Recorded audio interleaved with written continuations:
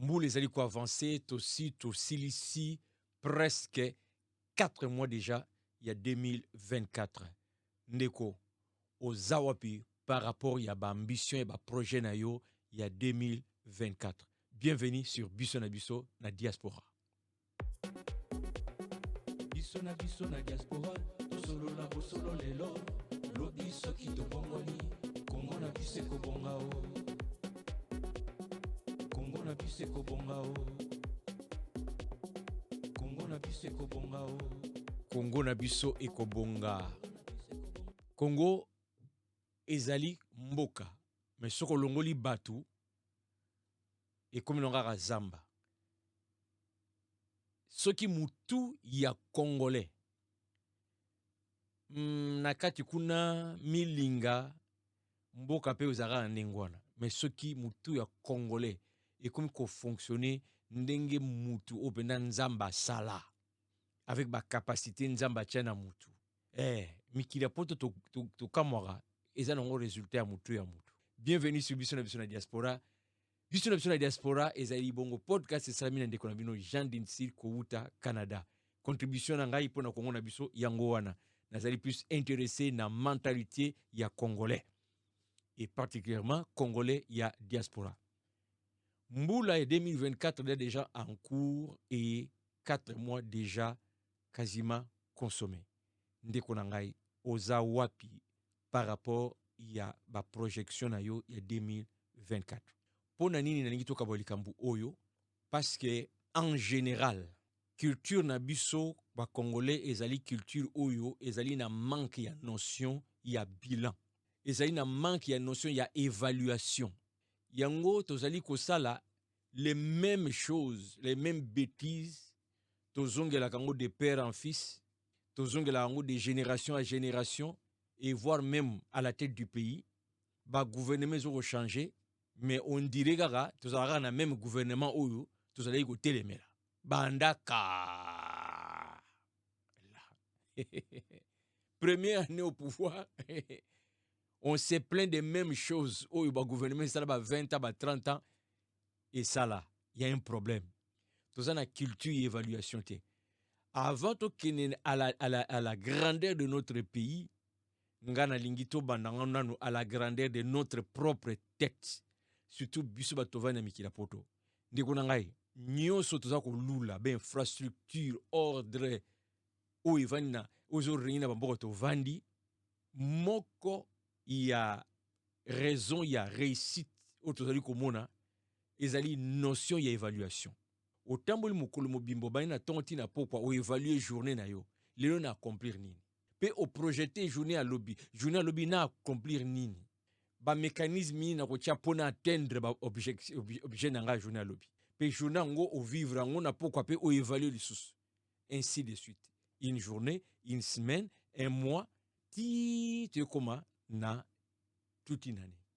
Au lieu d'attendre décembre pour faire le bilan, il faut que nous malem. Vous savez, 4 mois aussi ici na entreprise mingi bakolobe la notion oyoka ba terme lokola trimestre, premier trimestre, deuxième trimestre, ba entreprise ezali ko évaluer. Yope en tant qu'individu na kati ya bomo ina yo, il faut développer culture wana ya ko évaluer trimestre oyo na accomplir nini par rapport à ma projection nazalaki nango na 2024.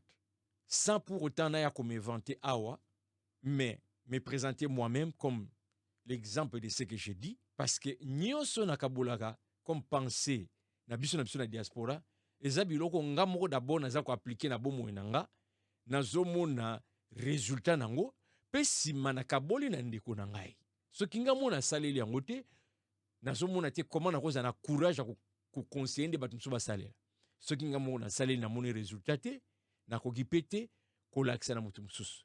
Mais ma belle so ba congolais nde to lingaka te mutu alakisa yo eloko. Parce que il faut pas yo obima na miso na eloko la yo nde yo yebite yene mtalakisio. Eloko na futo combattre ngomba ndeko na ngai. Na mikili ya poto ezali ensemble ya ba connaissance ndeza ko kutana eza ko bâtir bambo tozomona nango. Et ba muso ko banda projet idée moko yelié mais ce n'est pas lui qui va finir. bato mosusu bakozala inspiré bamemi yango plus loin. Soki biso na diaspora tokomi nanu na esika wana te ya koyeba koapprendre des autres, Kongo wana ekozalaka bitumba entre bacongolais po mutu nyonso akobimisa idée bakocombattre ye parce qu'on refuse d'apprendre de l'autre, on refuse enrichir l'idée de l'autre, ou encore so enrichir l'idée de l'autre aboyi oyo enrichir abosani ye nde tomonaka exemple très simple na bamusicien ayembi nzembo boye cartonné ye te mutu akoma yango mais ebimikaka ye mutu akoma ale oyo akoma nzembo wana ale batie ye bande na monoko aloba te, on nie l'auteur ya texte bozosepela na yango. Il faut toboma biloko wana biso toza na diaspora.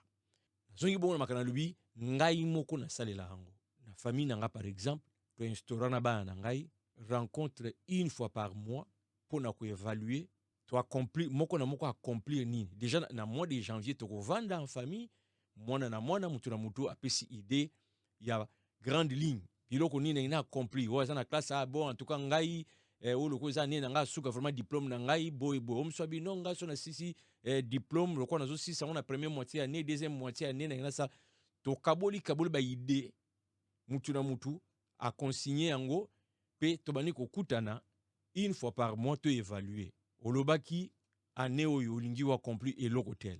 Voici déjà un mois écoulé au sali nini ba difficulté zali wapi ba réalisation ainsi de suite. Est-ce que ça a besoin, il y a aide quelque part?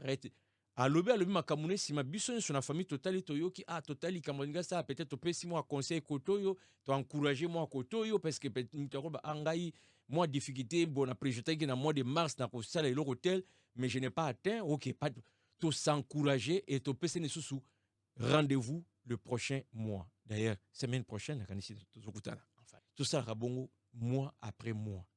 C'est comme ça que Tokoki s'est développé. Nena zoko mona mwana commence à progresser. Le biso na zalité, batika na culture wana, il y a projection, il y a et ko examiner, il y a ko ça la bilan, ko tala nini marché te, comment ko améliorer ainsi de suite. Nde bongo bamboko to vani bandeko nanga isala ka makambu. Ko zala to vani na entreprise o sala ka musala moziano ka gali konda. Tala ka pe nini makamozo salama. Nga na prendre mingi na bisika o nazo sala. Curiosité en dehors de salaire, méthodologie ya batu wana. Ba place so ba miminga na ba réunion ba konzi nazo ka ba réunion de zo salema. Naza ko zwa mo ndamu. D'abord pour na vina yo moko ndeko za entreprise. Vina mo za entreprise te. On doit accomplir nini. Et comme toute entreprise, il faut même quelque chose dans la société. Vina yo ozo même nini na société.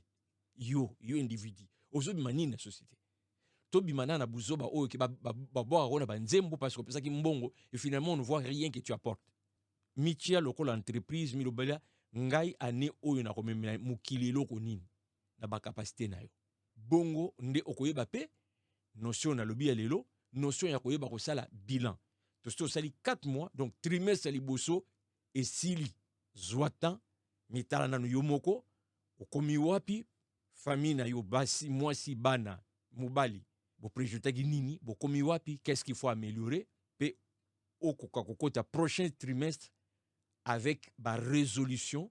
C'est comme ça qu'endeko nanga oko évoluer na vie na yo.